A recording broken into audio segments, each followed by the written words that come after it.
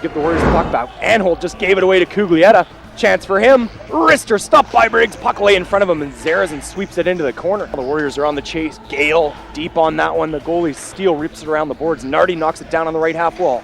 In the high slot, Pope, a shot, scores! Do not let David Pope shoot the puck in the danger area. He'll burn you. Just on the Pope goal, they gave a second one to Danny Gale. Thanks, Wayne Moore. Basara's shot, good toe save there by Steele. He had to react very quickly, didn't Nardi behind the goal. No one in front for Nardi to pass to. He'll go to the top of the left circle for Gale. High slot, Techmeyer, Wrister tips, Clark scores! Power play goal, Warriors up 2-zip. Nice tip from Brennan Clark. Beautiful tip from Clark. It boiled over late in the first. Actually, Coach Pierce has kept his composure back there so far. Warriors, side of the net, is it in? Unbelievable French set up by Lloyd backdoor. Could have sworn that was going in. Phenomenal save by Tyler Steele. Matt Barry, right side. Mac tacks in his grill, cycles it to Clark. Nardi battling with Saborn. Just 10 seconds remaining in the Warriors major. Clark behind the net. Wraparound stop. Again, Clark. Nardi's there, but they're stopped by Tyler Steele and the Merritt penalty killers. To it, and back the other way comes Seb Lloyd. Dashing up the right, drops it. Basara's shot off the knob of the stick of Steele. It stays in the ring. Great save there. An assist tonight for Techmeyer. Played it up the middle. Saborn intercepts. Dashes over the Warrior line. Saborn to the net. Scores! Feeds it into the opposite corner. Martin there. Hit by Simmons. Mactac finds the puck. Behind the net for Sakila. Merritt's top line again protecting it here. Hughesman's lurking in front. There's the pass.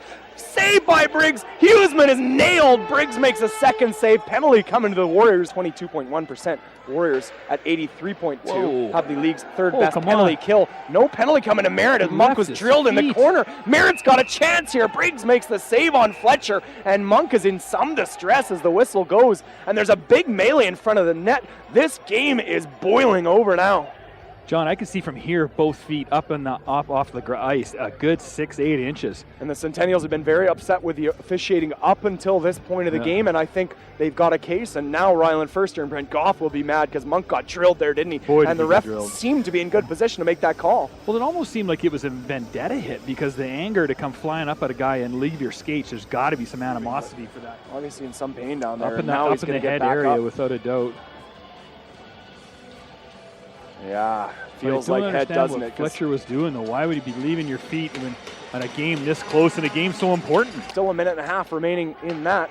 It's a minor penalty to Braxton below us that has the Warriors short-handed. Merritt gains the Warriors zone. Martin closing in, shoots, stopped by Briggs. No save off the Warrior netminder. No rebound, excuse me. Lugs it behind the net. Warriors changing on the fly here. 2:20 remaining in the second period. It's 2-1 Warriors. Merritt can't clear. Anholt to Simmons. Simmons stopped by the mask of Steele. The boards, Barry finds it behind the goal. Ready to return is Basar. A couple seconds till he pops out, but it's held in by Martin.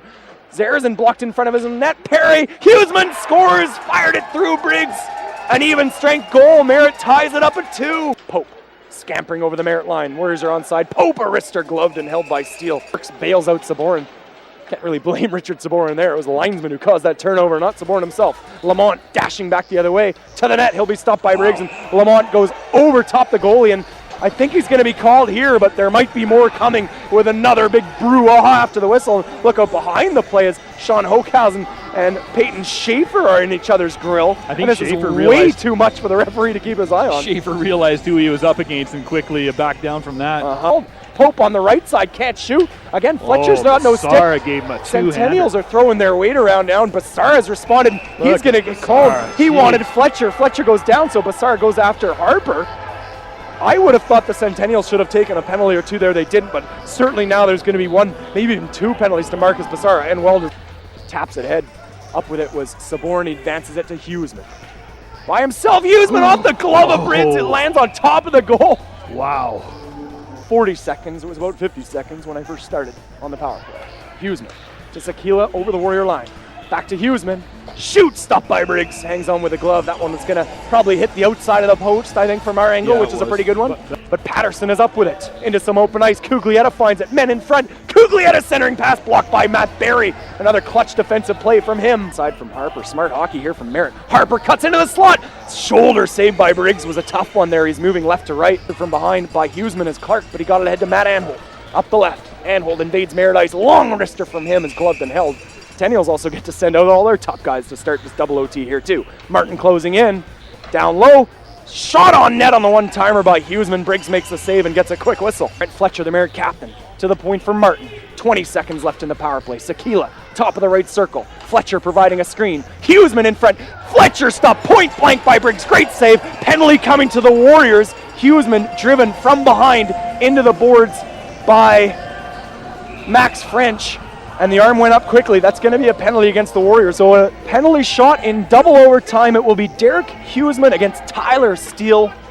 We're 46 seconds into OT number 2. Here comes Huseman. Ripped it over the net. Briggs might have got a piece of that. The game will continue.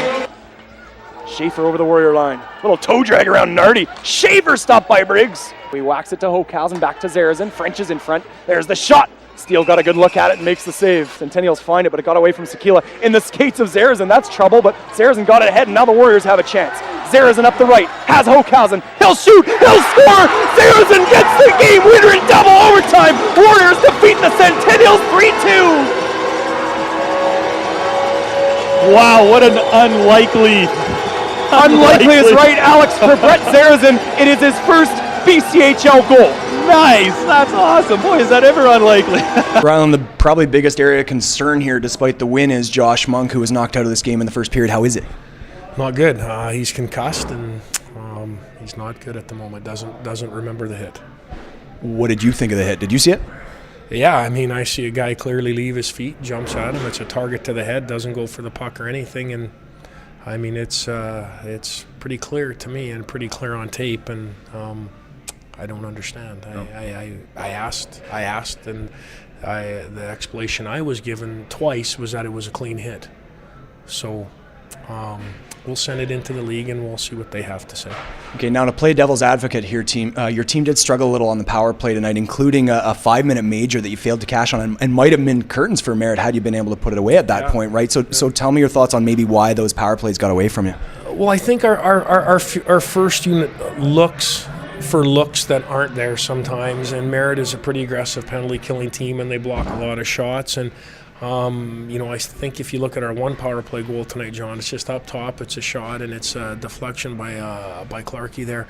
And sometimes when you get a 5-minute power play, you tend to want to relax. We've got all this time, this and that, and you don't, and then guys start trying to do things they shouldn't. And a lot of 5-minute power plays, or those extended ones, are sometimes difficult to keep guys focused on or whatever, and you should almost sometimes just put out some grinders and just try to muck one out. That's maybe what you should do, but it was tough, and yeah, you're right. I think that could have been a real turning point if we could have been able to bury one there.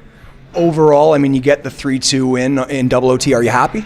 Yeah, absolutely. I mean, never critique a win, and again, we won, and we beat a very, very good team. I mean, they're a great team. They could easily folded the tent when it was 2-0, and they didn't. They had some good pushback, I thought, and started really ramping up the physical play on us a little bit, and we were kind of on our heels for a while, and thus they came back 2-2, and then we had to kind of kill penalty after penalty there, and in overtime, a penalty shot our goalie had to save again on a hook that I don't really see. It's not. Well, the penalty shot was on the French hit from behind. That one probably's got to be called. Yeah, you're right. With the hook, I'd agree. Yeah, the hook. I didn't really see that the puck was getting dumped in the corner, so I was kind of baffled there a little bit. But again, we're just there to play the game. The officials are there to officiate the game, and we're just there to play. And again, we got the win, so that's the most important. And thing you're for us. happy. Okay. Yeah, absolutely. Thanks for this, Coach. My pleasure. First BCHL goal, double overtime winner. How do you feel? Pretty good. Obviously, great feeling. My first junior goal was an overtime winner as well, so that seems to be my lucky goal. Take me through the goal. It's a 2-on-1. You got Hochhausen coming down the opposite wing with you. What's going through your mind? Well, first I was surprised he gave me the puck in the neutral zone there. And as soon as I picked it up, I was just thinking low blocker is my spot, and that's where.